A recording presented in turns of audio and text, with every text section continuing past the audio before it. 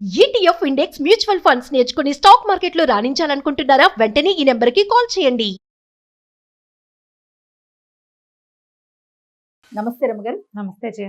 రమ్మగారు, చందమామ కథ ఒకటి చెప్పుకుందామండి. రాజు దొంగ చెప్దాం. ఓ రాజు దొంగ వినడానికి బాగుంది కదా? బాగుందండి. ఏదో ఉంది సబ్జెక్ట్. అంతే అంతే.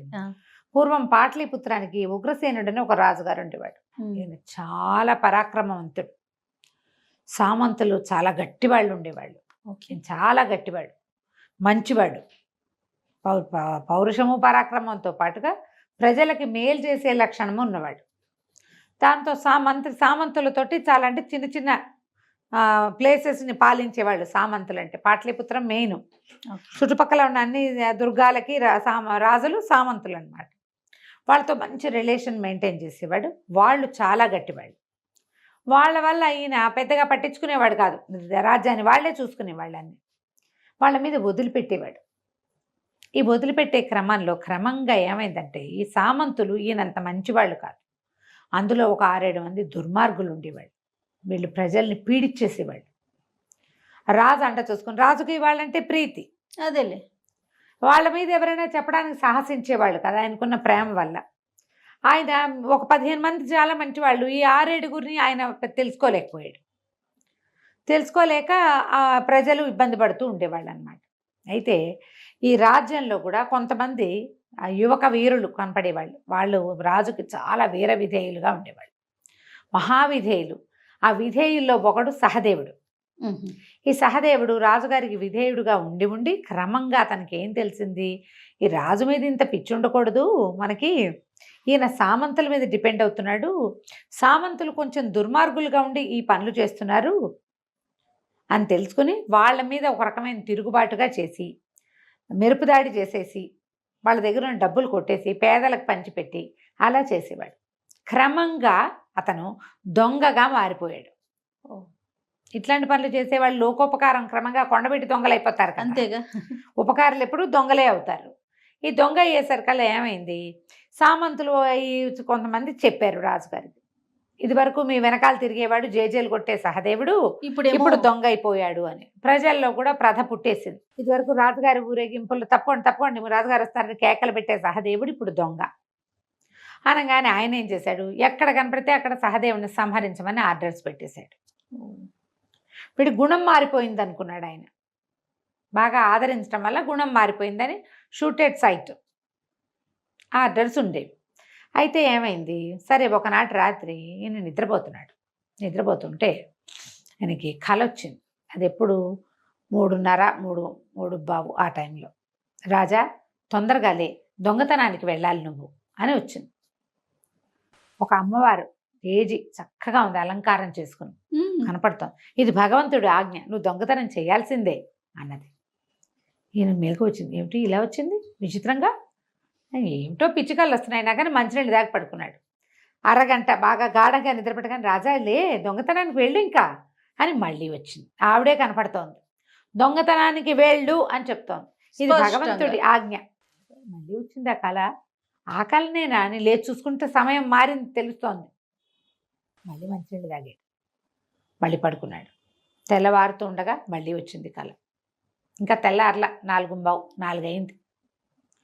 కొంచెం తూర్పు రేఖలు తెల్లబడతాయి కదా, మళ్ళీ వచ్చింది కళ.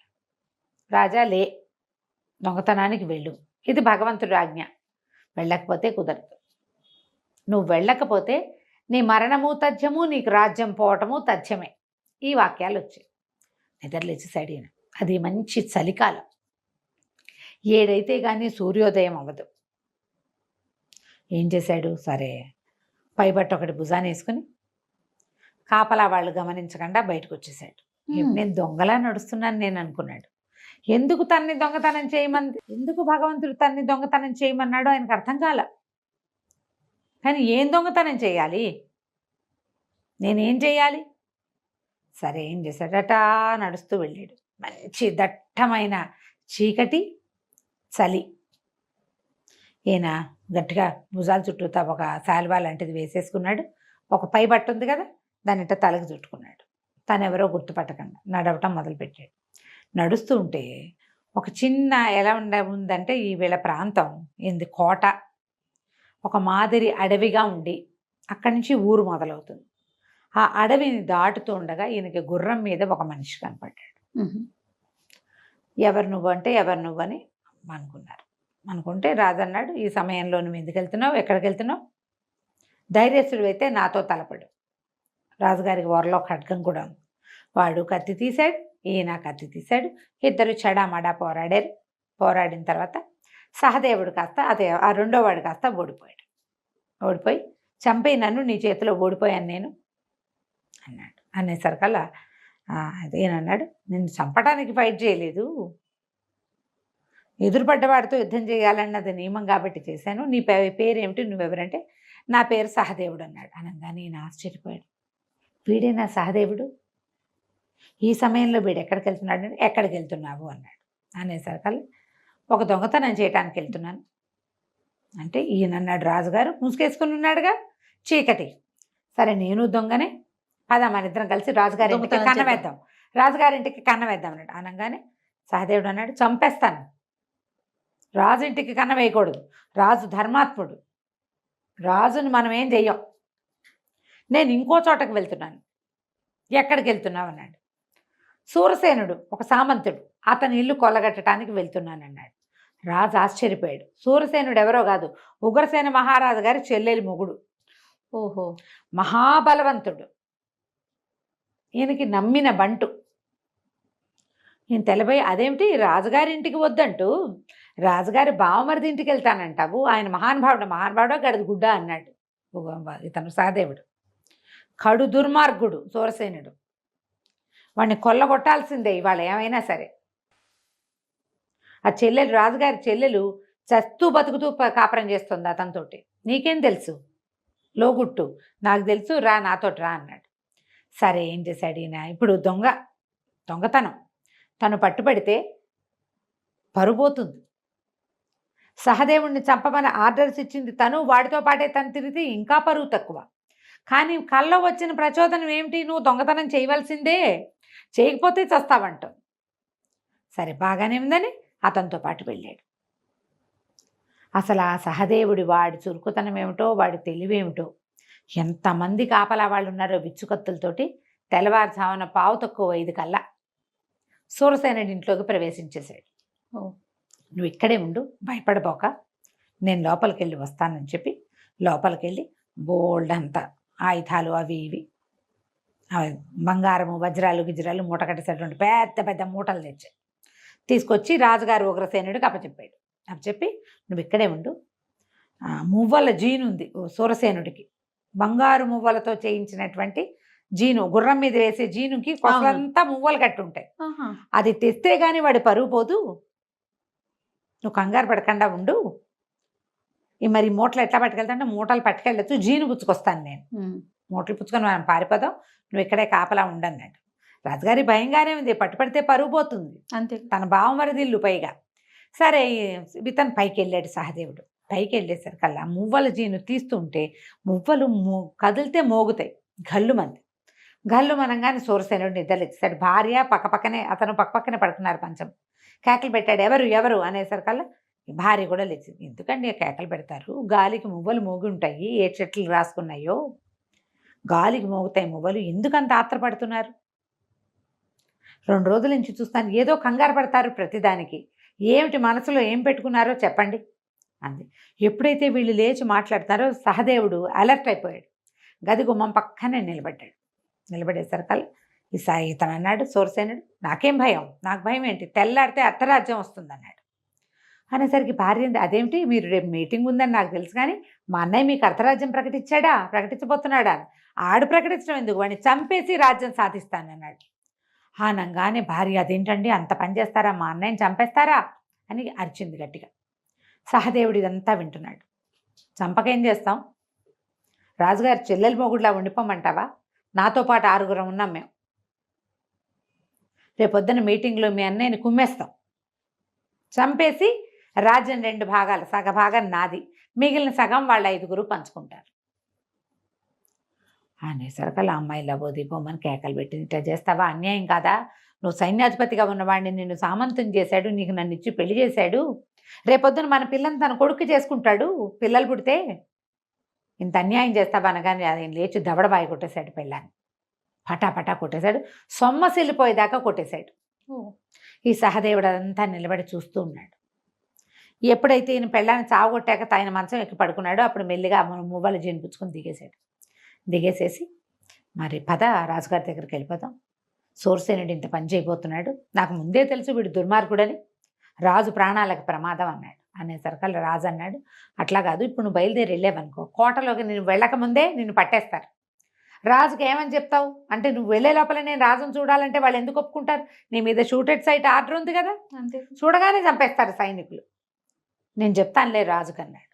నేను చెప్తాను, నువ్వు మన ఇద్దరం మళ్ళీ కలుసుకుందాం, ఒక సంకేతం చెప్పు, ఎక్కడ ఉండమంటావో ఎక్కడ ఉంటావో చెప్పు, నేను వెళ్ళి రాజుగారికి చెప్తా. నేను ఎవరో తెలీదు, నేను పేరు పొందిన దొంగని గాను, నేను వెళ్ళిపోతా, మామూలుగా వెళ్ళి రాజును కలిసి చెప్తా ఏదైనా సంగతి, ఎవరు విన్నారో నేనే స్వయంగా నా చెవులతో విన్నానని చెప్తాను అని చెప్పేసరికి సరే అన్నాడు. సహదేవుడు ఏం చేశాడు, ఈ మొత్తం ధనం మూటలన్నీ పుచ్చుకొని గుర్రం ఎక్కి వెళ్ళిపోయాడు. అడవిలో తాము ఎక్కడ కలుసుకోవాలో ఒక సంకేతం చెప్పాడు. రాజు ఇందుకు నాకు భగవంతుడు ప్రచోదనం చేశాడు, లేకపోతే రేపొద్దున ఫ్రెండ్స్ మీటింగు అని సరదాగా కూర్చొని మాట్లాడుకుంటుంటే వాళ్ళు 6 నా మీద పడి కత్తులతో కుమ్మేసేవాళ్ళు, చచ్చేవాడిని నేను, రాజ్యము పోయేది. రాజ్యం 6-7 ముక్కలు కావడం అంటే చిన్నదే సంగతి. మరి సరే ఈయన ఇంటికి వెళ్ళిపోయాడు. అక్కడి నుంచి మంత్రికి కబురు చేశాడు, ఇవాళ మీటింగ్కి ఎవరు ఏమిటి అంటే ఫలానా ఫలానా. అతను సూరసేనుడు తనతో పాటు ఉన్న 5 పేర్లు చెప్పాడు. విన్నాడు కదా, ఆ 5 ఈ 6 సూరసేనుడితో సహా వాళ్ళు కాకుండా మిగిలిన వాళ్ళందరినీ మీటింగ్కి 2 గంటల ముందే పొద్దున్నే ఒకసారి వచ్చి కనపడమని అని రహస్యంగా. అవేంటంటే కబుర్లు, ఎవరెవరి దగ్గరికి వెళ్తున్నారో తెలీదు, రాచరికంలో తాకీదులు వెళ్ళిపోతాయి. అందరూ తెల్లవారు 8 గంటలకల్లా రాజుగారి దగ్గరకు వచ్చేసారు. బ్రేక్ఫాస్ట్ ఇక్కడే చేశారు. మాట్లాడుకుని ఇలాంటి ఒక కూపు జరగబోతోంది, మీరందరూ మీ ఉద్దేశం ఏంటంటే మేము మీతో ఉంటాం, మేమే వాళ్ళని పట్టుకుంటామన్నారు వీళ్ళు. పొద్దున 10 గంటలకల్లా మీటింగ్ మొదలైంది. మొదట అతను చెప్పిన 5 వచ్చారు. ఈ 10 మంది 5 పట్టేశారు. ఈ మిగిలిన వాళ్ళు పట్టేసుకున్న తర్వాత సూరసేనుడు చివరిగా వచ్చాడు. లేటుగా వచ్చేసరికల్లా రాజు సూరసేనుడిని బంధించండి అన్నాడు. అనగానే సూరసేనుడు అదేంటండి, నేనేం చేశానని బంధిస్తారు? ఎందుకు బంధిస్తారు? మరి వీళ్ళెవరో కూడా నాకు తెలీదు, నేను మీ బావమరిదిని, బంధువుని, రేపొద్దున మాకు పిల్లలు పుడితే మా పిల్లల్నే మీకు ఇంటి కోడళ్ళుగా చేసుకుంటాను మీ చెల్లెలకి మాట ఇచ్చారు, నన్ను ఎట్టా బంధిస్తారు మీరు అన్నాడు. అనేసరికల్ రాజు అన్నాడు, అందరూ 10 గంటలకు వస్తే నువ్వు 10:15కి ఎందుకు వచ్చావు అని అడిగాడు. మా ఇంట్లో దొంగతనం జరిగింది, నా మువ్వల జీను కనపడలేదు, దాని మీద చర్చ జరిగేసరికల్లా ఆలస్యమైంది అన్నాడు. నీ మువ్వల జీను ఎవడు తీశాడో వాడే నీ మొత్తం కథ అంతా చెప్పాడు. అంటే రాజు అన్నాడు, అయితే నాతో యుద్ధం చేయండి, అప్పుడే నేను గెలిస్తేనే అన్నాడు. అనేసరికల్లా ఈయన అట్లా కాదని ఓ సైనికుడిని పిలిచాడు. అడవిలో ఫలానా ఒక సంకేతం దగ్గర సహదేవుడు అని ఒక అతను ఉంటాడు, రాజు రమ్మంటున్నాడని పిలుచుకురా అని కబురు చేశాడు. వీడు సైనికుడు గుర్రం వేసుకుని వెళ్ళాడు. సూరసేనుడిని బంధించి ఉంచారు పక్కన.